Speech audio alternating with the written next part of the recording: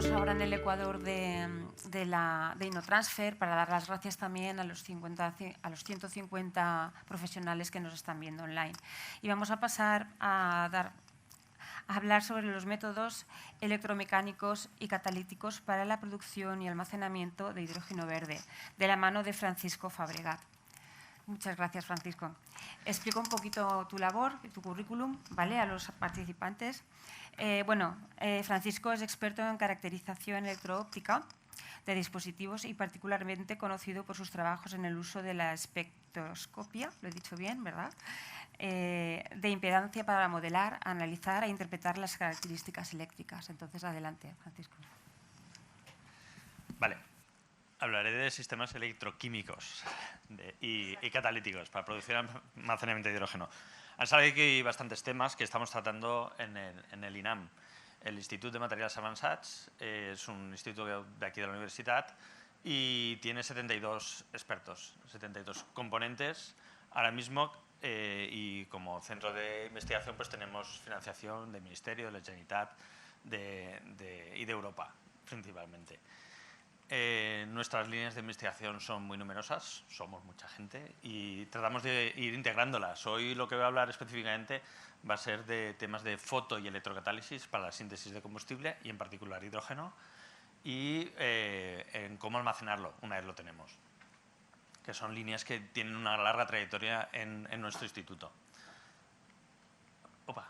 Ha salido el tema, pero voy a insistir un poquito más. Tenemos un problema con el CO2 que va subiendo, subiendo, subiendo y eso es insostenible porque la temperatura sigue creciendo. Y si os fijáis, de aquí, de 1984, que tenemos datos aquí... ¿Esto va o no va? Bueno, no sé. Del año 84 el láser parece que no va. Del año 84 nos vamos allí a aquella tabla, veis que el crecimiento es lineal de CO2 y la temperatura también.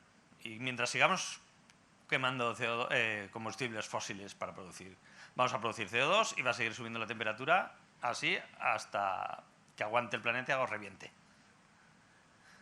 Además, para parte de la cuestión de supervivencia, aparte está la cuestión económica, que también importa en la supervivencia.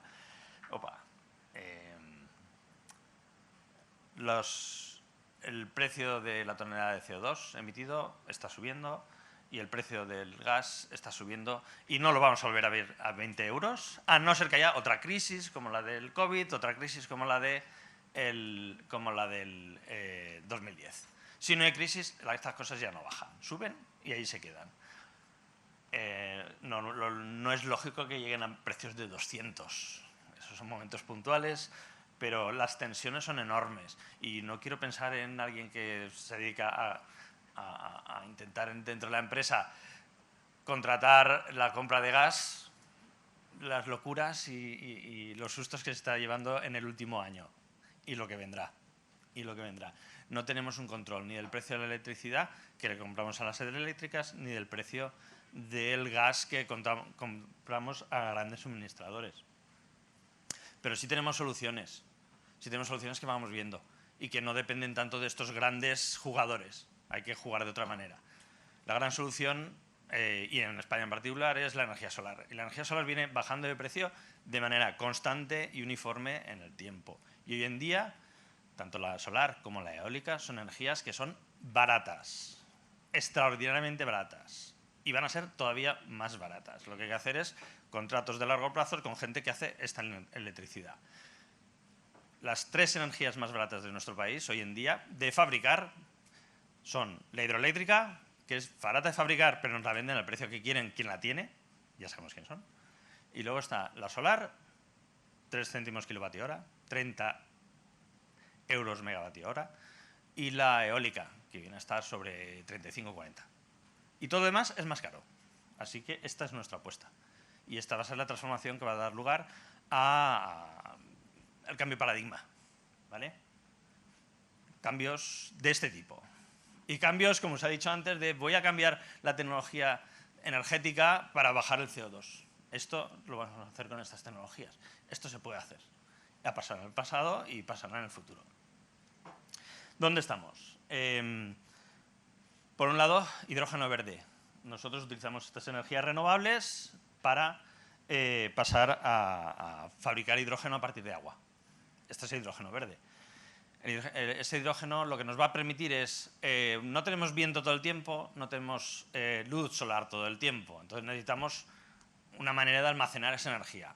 Por un lado está el tema de baterías, ¿vale? No hablaremos de hoy desde aquí, y por otro lado está almacenar la energía eléctrica en forma química para después recuperarla,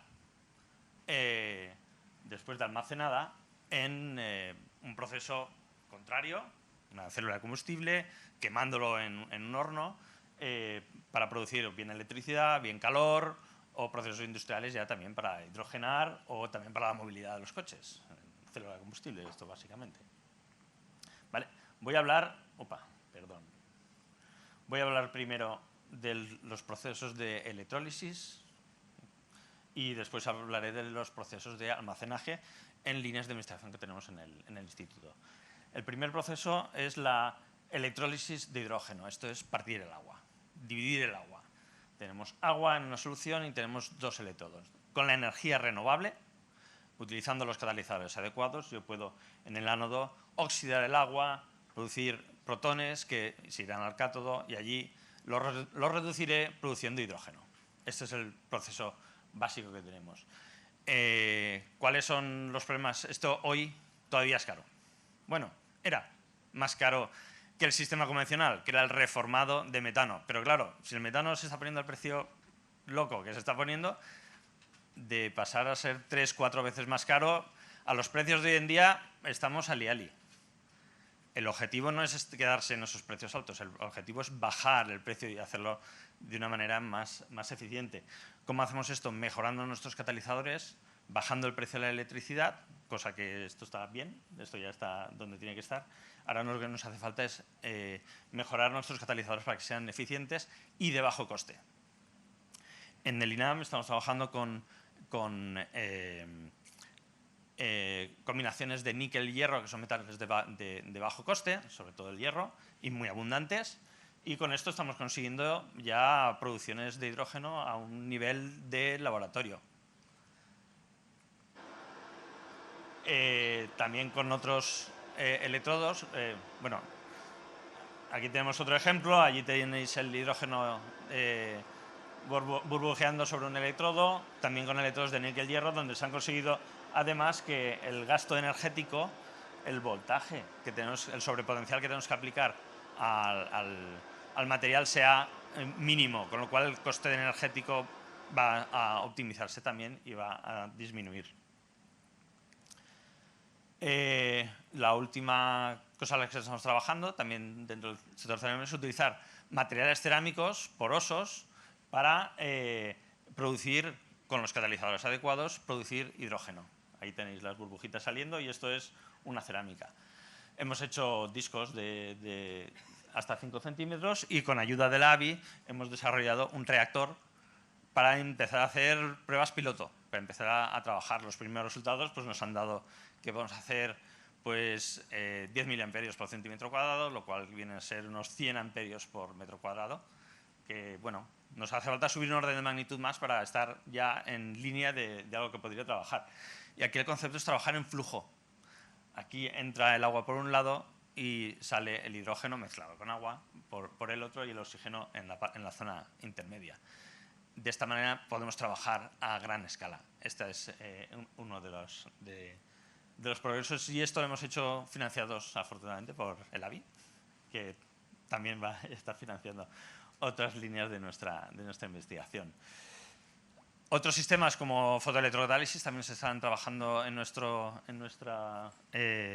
el INAM. Aquí en la universidad, aquí lo que hacemos es uno de los electrodos, o los dos, son capaces de absorber energía solar y tener suficiente energía como para producir la reacción electrocatalítica sola, sin asistencia de energía externa o con mucha menor asistencia de energía externa. Entonces, con esto hemos podido, este no va, pero se han podido hacer alguna prueba. Aquí la dificultad está en que aquí hay que optimizar dos cosas a la vez. Por un lado, la captación de energía y por otro lado, la catálisis. Esto es más difícil. En general, para producciones masivas esto va a ser muy, muy complicado. Lo más fácil va a ser siempre, tengo un sistema especializado en hacer la catálisis y otro sistema especializado y optimizado para hacer la captación de energía. Y con estos dos, esto sí lo puedo combinar muy bien. O de otras maneras también, para aplicaciones específicas en las que ya directamente lo podemos integrar todo junto. Células solares, fotocatalizadores o electrocatalizadores y entonces producir energía. Esto lo que nos permite es mover las curvas de reacción y tener unas producciones óptimas en las condiciones que se precisan. Y ya últimamente, otra línea que estamos haciendo para aproximar, para conseguir el hidrógeno barato, que es una de las cuestiones de decir, bueno, el oxígeno no tiene precio, tiene un precio muy bajo. Entonces, cuando yo hago hidrólisis del agua, el beneficio que tengo en un electrodo es prácticamente nada. Solo tengo beneficio en el otro electrodo en el que estoy produciendo hidrógeno. Si en vez de utilizar agua, utilizo otros materiales, y particularmente si estamos en temas de residuos, también entramos en el tema de economía circular, si utilizo residuos para producir productos de valor añadido, por ejemplo, a partir de la biomasa, se puede conseguir HMF, el HMF lo oxido en vez del oxígeno, esto me da protones que produjo hidrógeno en el otro lado, y aquí en este electrodo lo que tengo es producción de FDCA, que es un monómero para producir un polímero con mejores propiedades que el PET. Se produce PEF, que tiene unas propiedades un poquito mejores que todavía que el PET, solo que este tiene origen orgánico. Entonces aquí tengo producción de valores de productos con valor añadido en las dos partes, además de una recuperación de residuos, que puede ser biomasa o también pueden ser residuos de otras industrias químicas, como en refinería, pues el glicerol, a partir del cual se puede conseguir ácido láctico y otros materiales que son apropiados para seguir la cadena industrial. Entonces esto realmente es una buena manera de producir hidrógeno y química. Y aquí es donde está el negocio, pienso yo, y donde una de las líneas que tenemos que ir cara al futuro. El hidrógeno lo podrá gastar toda la industria cerámica, esta parte de aquí, pues todo otro tipo de industrias químicas. Una vez producido el hidrógeno, tenemos un problema. ¿Qué hacemos con él? Se puede mezclar con el metano y enviar a donde sea, pero el hidrógeno tiene grandes problemas asociados tecnológicos. El primero es una molécula muy ligera, muy pequeña y que se escapa por todos lados. Entonces, las formas de comprimirlo, pues es gas comprimido, vale, a 200 atmósferas, no es poco, procurar buena valvulería para que no se escape nada, compresión y temperatura e intentar licuarlo. Pero físicamente esto es muy difícil porque hay que bajar a temperaturas muy bajas y el coste de esto es horrible, es insostenible. Entonces lo que se hace es métodos químicos. Bueno, absorción, que está entre medio, utilizar zeolitas y otros materiales como para absorber el hidrógeno, en hidruros metálicos, en portadores líquidos inorgánicos o en portadores líquidos orgánicos, que es la mejor tecnología que hemos desarrollado. Las otras todas tienen problemas. En los portadores líquidos inorgánicos hay grandes problemas a la hora de hacer los procesos químicos. En cambio, en los portadores líquidos orgánicos tenemos procesos reversibles. Y transformar el hidrógeno en algo líquido, al final lo que estamos haciendo es hidrogenar una molécula orgánica a la que yo le puedo poner estos hidrógenos o quitárselos. ¿Vale? Y cuando pasa al líquido, de gas a líquido el cambio es total.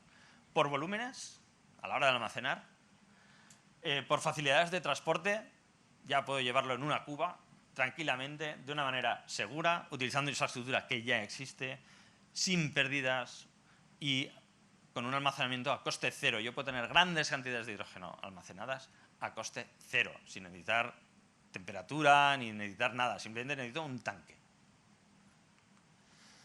Y este es el proceso. Tengo un líquido orgánico que hidrogeno mediante un catalizador, y esto lo hago en una planta de procesado. Y luego a la hora de transporto este líquido orgánico cargado con un hidrógeno y cuando llego a destino, pues ahí tengo una planta deshidrogenadora con un catalizador y esto me da todo el hidrógeno que lleva aquello contenido y aquí entro ya a ciclar y puedo ciclarlo localmente con 2 reactores o puedo ciclarlo, dependiendo del tipo de proceso, en una planta química. Ya existen soluciones así. Ya empiezan a haber soluciones que nos dan esto. El problema es que trabajan a temperaturas altas, a 300 grados centígrados. Y este es un reto. El reto nuestro, que hemos desarrollado y hemos empezado a dar soluciones aquí en el INAM, ha sido pues utilizando silanos como líquido portador y con muy poquitas cantidades de catalizador basado en rutenio, pues hemos conseguido hacer reacciones de desoxigenación muy rápidas y a temperaturas de 25 grados o incluso menores. Incluso tenemos aquí, por debajo de 25 bajo cero, recuperamos el hidrógeno bastante rápido. Otro sistema más complejo, pero al mismo tiempo mucho más eficiente, es los ciclos de ciclohexanol, ciclohexanona-fenol. Con el fenol, que es un producto que se utiliza masivamente en la industria, en producciones anuales de millones de toneladas, y a un coste que era razonable, ahora como todo está subiendo, pero vamos, esto una vez lo tienes, ya te lo quedas para siempre, todo es ir reciclando. Pues aquí lo que hacemos es del fenol, pues lo vamos cargando con hidrógeno, pasamos a la ciclohexanona y de ahí el ciclohexanol. Y luego, si quiero recuperar el hidrógeno, lo que tengo que hacer es deshidrogenar el ciclohexanol y acabo en fenol otra vez. Y así, todas las infinitas veces que queramos. Para esto utilizamos catalizadores y tenemos sistemas resueltos para ello con una carga de hidrógeno sobre el peso total del líquido de un 6%. A partir del 5,5% esto ya es viable. Y aquí estamos ya trabajando en 6%. Con lo cual ya es una cosa que puede funcionar y además utilizamos catalizadores comerciales en todo este proceso. Y un último sistema que estamos utilizando es la hidrogenación, deshidrogenación mediante grupos amino. Con nuevos catalizadores estamos atacando esto y estamos tratando de hacer la deshidrogenación por métodos electroquímicos, combinando los esfuerzos de diferentes grupos dentro del INAM. También se pueden utilizar catalizadores comerciales y aquí llegamos a trabajar con cargas de hasta el 6,5% de tanto por ciento en peso y a temperaturas de desoxigenación de temperatura ambiente y de hidrogenación de temperaturas de 80 grados, de los 300 que habíamos empezado antes, estamos ya bajando mucho, mucho, mucho.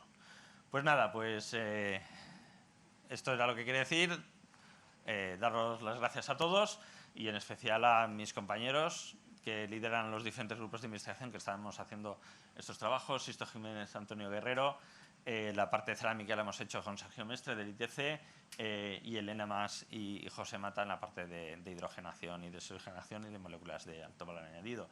También, claro, agradecer a la AVI por todo su apoyo, que nos está ayudando a transformar estos conocimientos digamos, de laboratorio científicos en proyectos piloto que con los que podamos trabajar con las empresas. Y ya hemos empezado a tener cositas ya en TRLs de 4 acercándose a 5 y alguna colaboración con empresa que nos gustaría ampliar y bueno, pues a vuestra disposición para cualquier cosa que os pueda interesar de esto. Pues muchísimas gracias, muy interesante y muy visual.